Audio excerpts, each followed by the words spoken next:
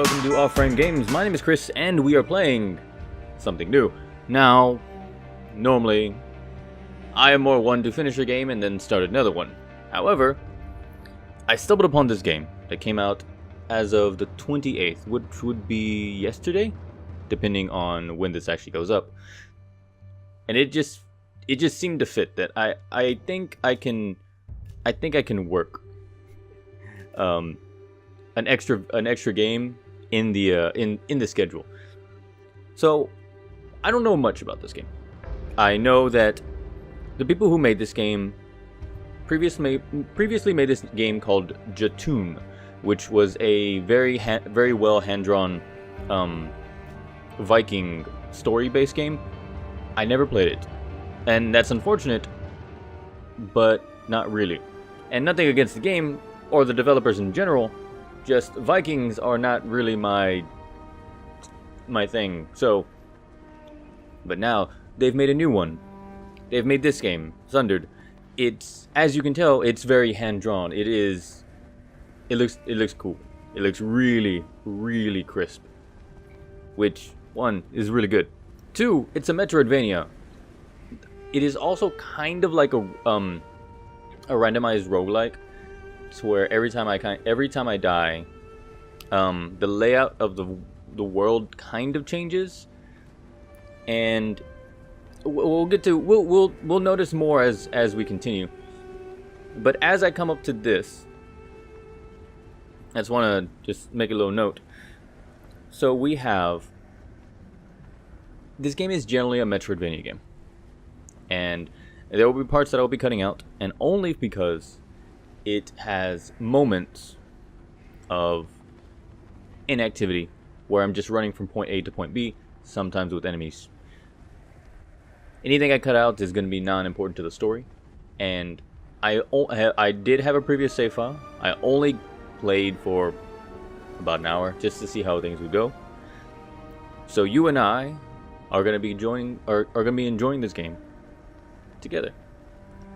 Now I'm playing on normal mode, and because I'm not insane. It seems to me. Well, I'm gonna let this play out first. I'm dead. This is a very short game. Thank you for joining us. Don't forget to leave a like, leave a comment, Okay. So, as you can tell, the game itself looks very much hand-drawn. It almost feels... The best way to describe it is that it kind of feels like an upgraded version of the Aladdin game. It has that kind of style, especially once you reach the tail end of it. But that's an old comparison.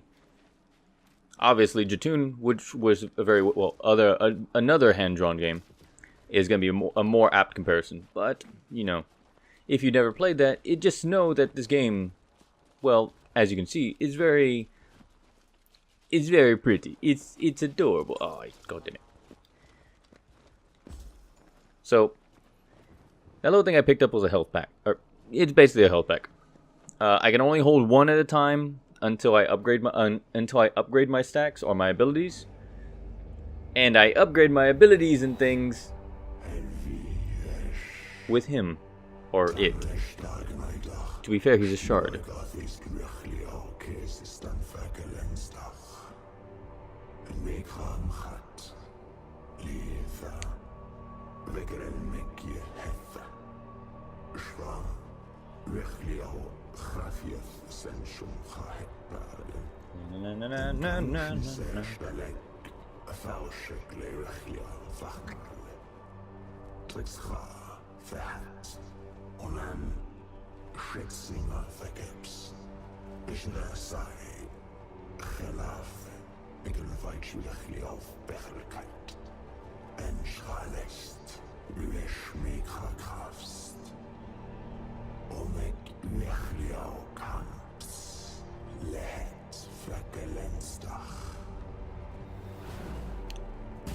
No, I was totally paying attention. What happened there? No, so we have a bit of a all-powerful friend. I don't know if you can see it too well, and I'll see if I can get much closer to it. But I don't have a weapon. Instead, I have an energy that comes from my sword. Here, look, okay. So watch as I do this deck. You see how there's like a void, but it becomes a sword? Also, I look just fancy, as, you know, fancy as all hell.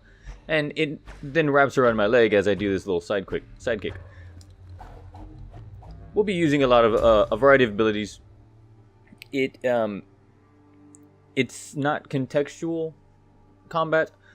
It is actual combat. Sorry, it's not contextual combat. It is a fluid combat depending on which direction I'm facing. If I had to say that there was any minor issue so far, is that the loading can be a bit long. Yes, unfortunately, I'm not exactly sure why, but I believe what happens in this game is that as we go from point A, from certain points, it actually just completely loads the entirety of the map. And that is, I'm gonna fix the audio real quick. I lowered it just a bit, but I think it might be a bit too low.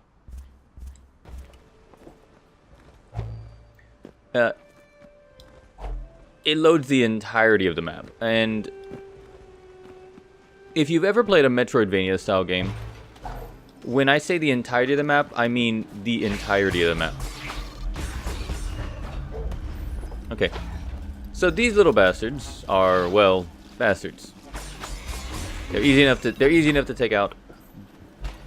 But we want one thing. So we're actually going to be rushing through this little area, the first area, just because there's nothing really.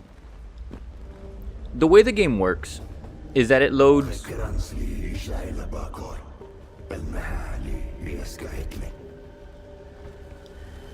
The way the game works is that every area that it loads is not unique. It is.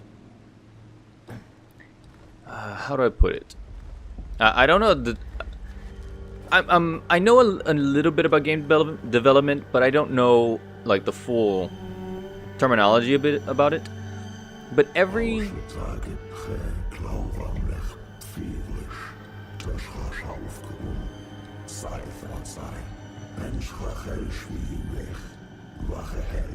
yes, I know. As I stab the thing with my shadow powers, I gain a shield. It's a regaining shield that is going to be very useful in surviving. Which is why I was not too worried about killing those things as is.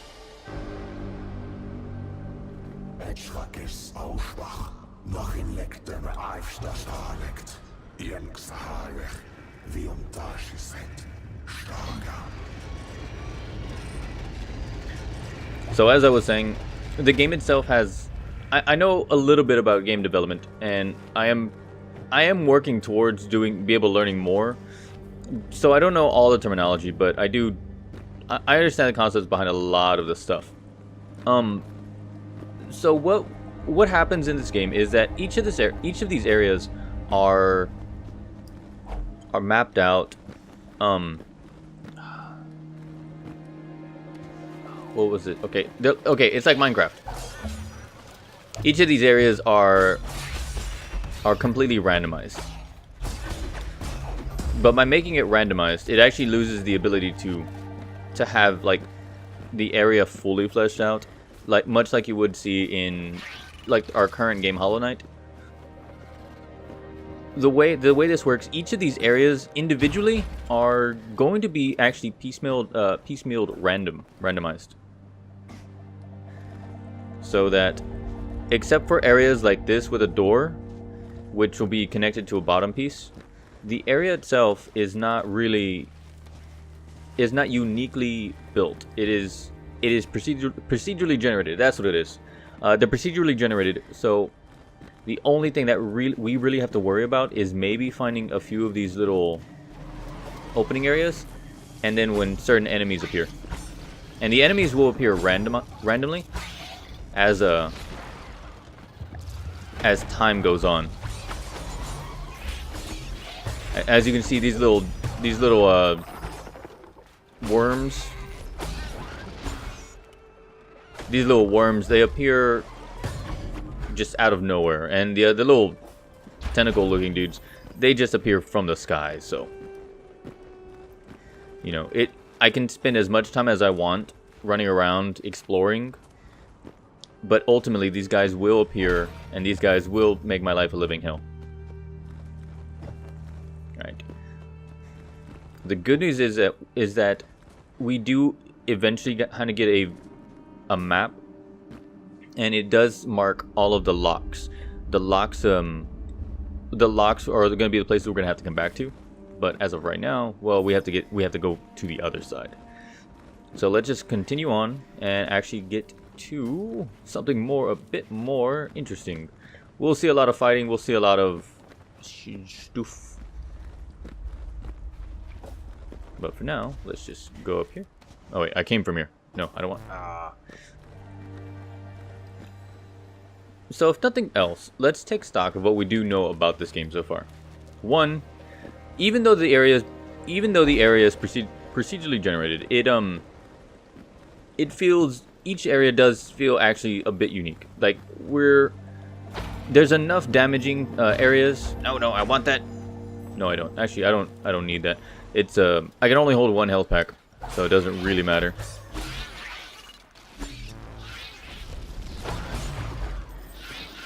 Come on, you fucking little dudes. So I just kind of want to pull. I just want to kind of pull that guy out over here. He should chase me, right? No. In case you couldn't tell, these little green areas, these green shiny things, I can probably destroy them later, but for now, they're just gonna hurt me. So I want to just avoid them as best as possible, and then focus on the areas down here. So I have to say that I'm actually loving this game so far. It's a Metroidvainia, which are always fun. You know, the growth aspect of this type of game, combined with the ability to test your skills on something that might be a bit that's not designed for you to actually be able to beat like first time through, is always fun.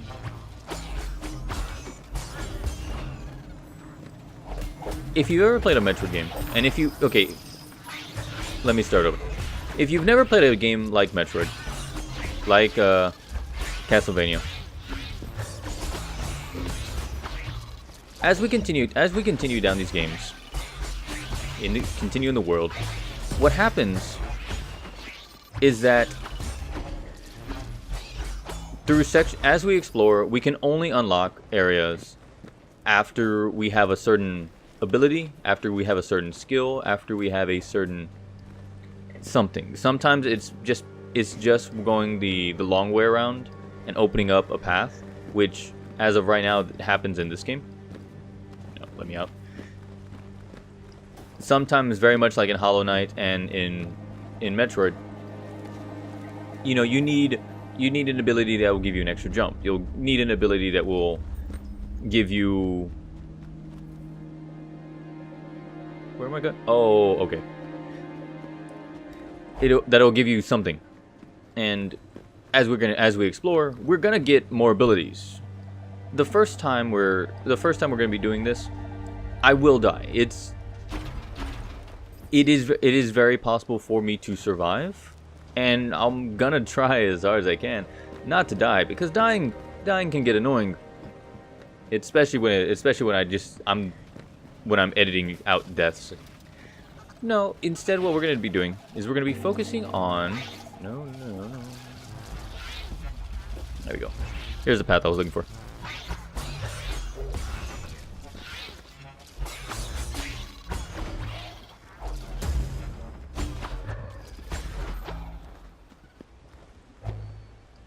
There we go. I found the area I was looking for, and you can tell the if you notice how everything is kind of marked off into a grid box area.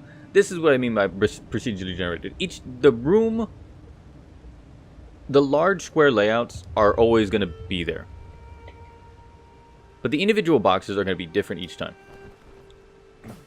And personally, I have nothing against that. It can be tedious, difficult, annoying for some people. Personally, I don't mind.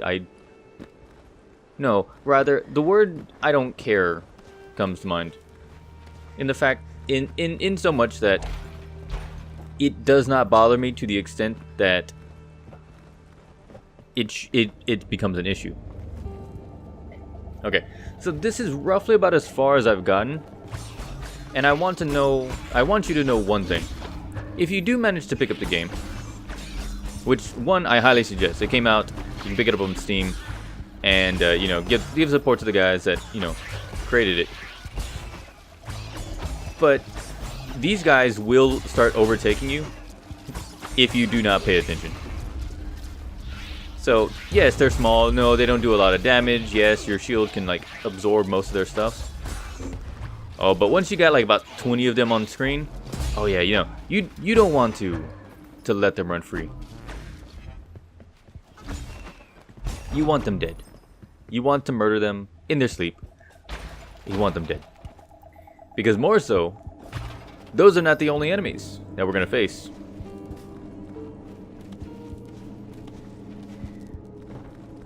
And I think they should be arriving soon.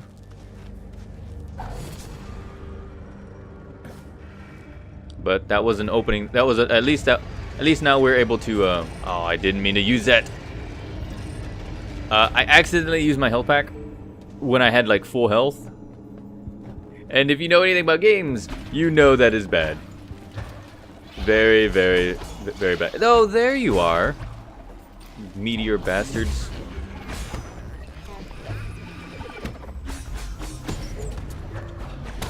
So yeah, these things. Yeah, no, they're annoying. They're basically just flying meteors that just throw themselves at me. They're actually called meteoroids, which is hilarious in a way. Can I get that? Yeah, except for a few minor breakable objects. There's really nothing around here that... You know what? I'm just gonna ignore all of you. Get all of you stuck in a corner. Alright, come on, maintain my shield. Nope, nope, nope. Lost the shield. Nope, lost the shield. Come on, come on, come on. Just hold still long enough for me to stab you in the face. And we can end this room as I run the fuck away. But yeah, so they're actually called meteoroids, which I find hilarious because, you know, they're not Metroids. But they are annoying. Oh. Oh god, are they annoying. Oh look, I got another health pack. So that's good. Now while the rooms individually may not be, you know, the most well thought out, mainly because they're procedurally generated. Remember, we're not about that. What the game itself is not gonna open up to us until we start getting to the bosses, into the world.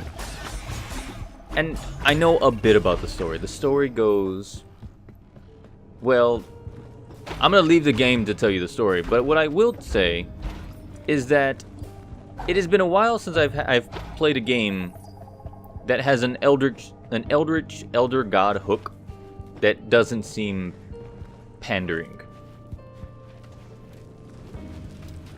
Because as far as Cthulhian deities go, it sometimes the stories around them are not the greatest.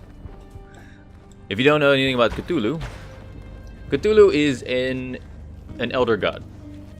One of many elder gods. Now, the elder beings, not God, sorry, not God. I have to be clear. He's not a god. He's just an eldritch terror. He's an elder being. Meaning, while he may be, you're a different color. I don't like that. I don't like change. So, all right, just move around. Okay, hate this. Got that. I ran out of shield, and I've run out of energy. So this is being a little bit hectic right now.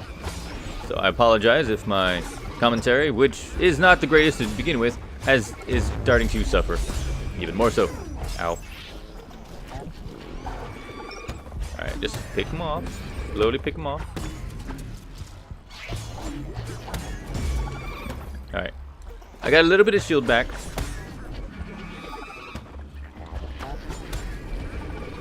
And if I can get all of these guys set in their ways. No. I will not run into that again. On several occasions I have killed myself by running into these spiky barriers. It is annoying, and it is a horrible, horrible way to die. Because it just makes me feel so sad. No, but so they're Eldritch Terrors. Eldritch Terrors are beings of immense power and, you know, altogether, you know, ugly beyond belief, and not just because, you know, not just because they, you know, they don't look human. No, it's because they are beyond human comprehension. We call him Cthulhu. But we cannot say his name. We cannot even look at him for longer than like 5 seconds without basically shitting ourselves and like our brain just going insane. So more often than not, in Cthulian, oh man, and I know the guy's name who wrote the Cthulhu stories. Lovecraftian, and very much like a lot of Lovecraftian, like horror or Lovecraftian.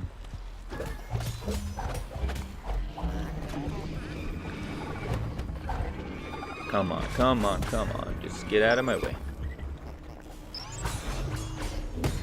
Very much like a lot of Lovecraftian concepts, games, books, movies, you know, stories.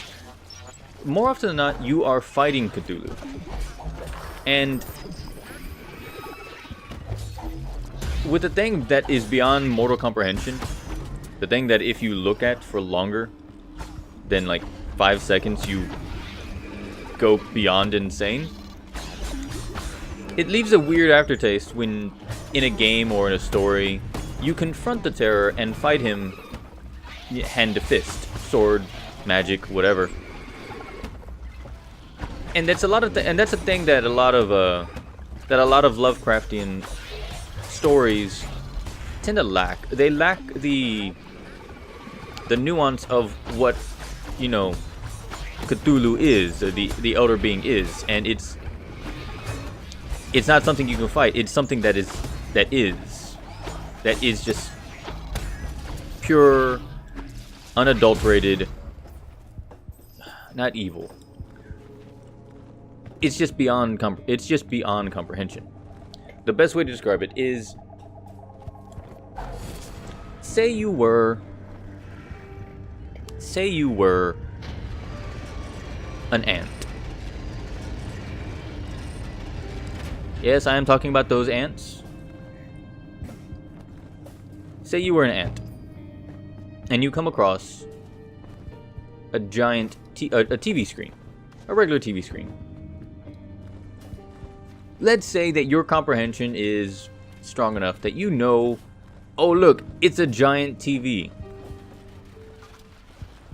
Or sorry, that you know that it is, you know, made somehow. Well, that doesn't mean that you would know how that TV would work. No, because in your society, you don't really have something along the ways of small little microchips, small little things. When a piece of technology is as big as you are, how do you expect to know what it is? Well, that's kind of a very stupid way, but an apt way of explaining what Lovecraftian horror is. We can't fight Cthulhu.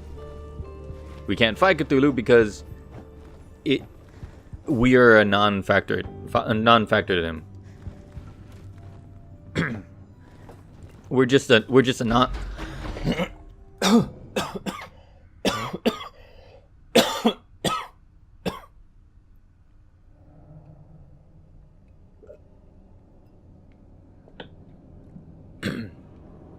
Excuse me. I had something stuck in my throat and I nearly died. And I was just coughing up a storm. So we just can't comprehend, we cannot know, there's no way to fight something that just does not even see us as anything. I guess another better comparison would be the same way that at the end of the first Men in Black, how we were just a marble-sized universe.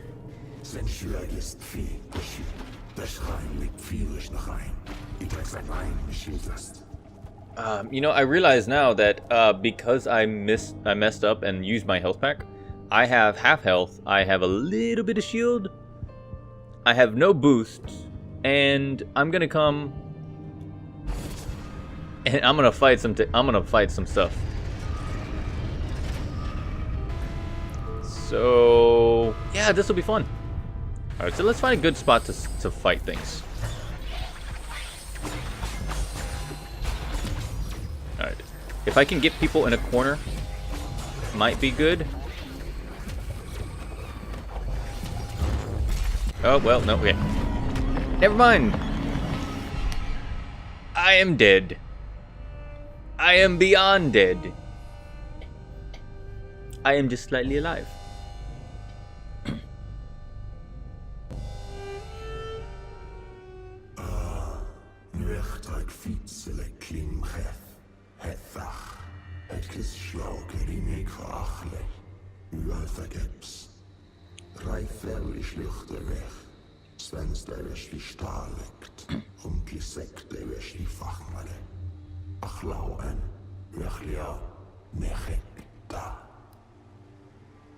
Yes, thank you, disembodied voice of, you know, godly nature. So yeah, I died. It's as simple as that. The game can be fairly difficult, and by design, you are probably going to die. And then when you die, you come back here and say, "Hey, I have." Wait, no, shit, no. Let me. Okay, good. I can come back here. I didn't mean to.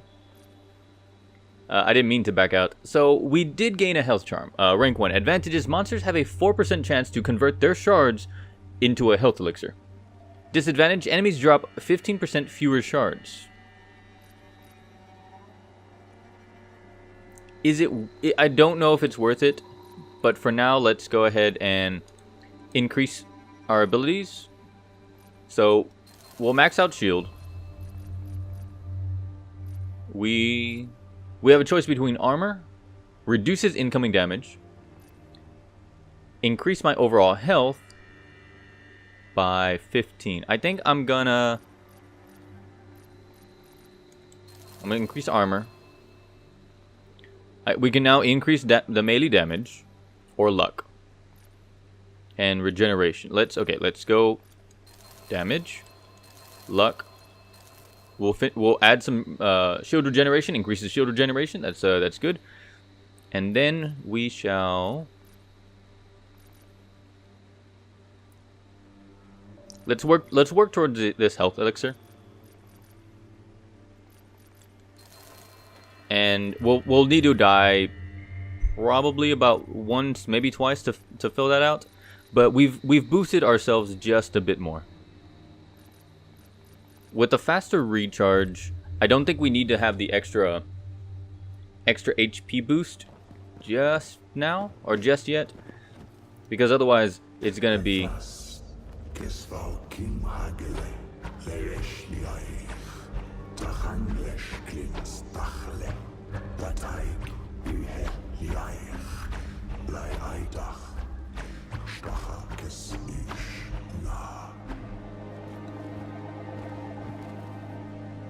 okay. Well, thank you, disembodied voice, because that will go ahead and end today's episode as I finish my train of thought.